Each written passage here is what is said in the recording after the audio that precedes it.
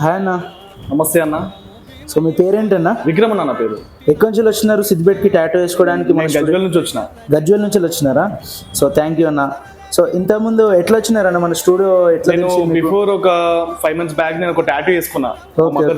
Okay. So ఇది నాకు మంచిగా అనిపించింది అవుట్పుట్. సో నేను ఇది ఈ రోజు వేసుకోనికి నేను ఈ రోజు వచ్చిన. ఇది ఓకే, సూపర్ అన్న. సో అది ఎందుకు వేయించుకుందాం అనుకున్నారా అన్న టాటూ? సో యాక్చువల్గా నేను ఒక 5 years బ్యాక్ నా జర్నలిజం కంప్లీట్ అయింది. బిఏ జర్నలిజం మాస్ కమ్యూనికేషన్ చేసిన నేను. ఓకే. సో ఆ టైంలో నేను జర్నలిజం బుక్స్ కానీ, విప్లవం బుక్స్ కానీ, హిస్టరీ బుక్స్ కానీ, చరిత్ర బుక్స్ కానీ చదివేటప్పుడు నాకు ఈ ఎర్రజెండా అనే ఒక కాన్సెప్ట్ పైన బాగా ఇంట్రెస్ట్ అనమాట. బాగా దానిపైన నేను ఎక్కువ కాన్సన్ట్రేషన్ దాని మీదనే చేసిన నేను.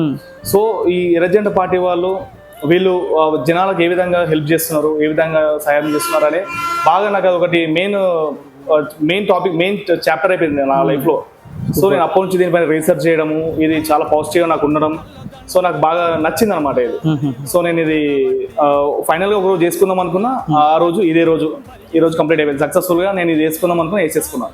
థ్యాంక్ యూ అన్న. థ్యాంక్ యూ మా స్టూడియో విజిట్ అయినందుకు. ఇంకేమైనా చెప్దాం అనుకుంటున్నారా? ఇంకా నేను ఇది ఎందుకు వేసుకున్నానో ఒక రీజన్ చెప్పగలుగుతా. జనాలకు, ప్రజలకు నిస్వార్థంగా పనిచేసే ప్రతి ఒక్క నాయకునికి నా యొక్క ఈ ఎర్రజెండా పార్టీ నుంచి కానీ, విప్లవం నుంచి కానీ ఇది అంకితం చేస్తున్నా నేను. సూపర్. వాళ్ళకి నేను అంకితం చేస్తున్నా. సో జై తెలంగాణ, జై సిపిఎం.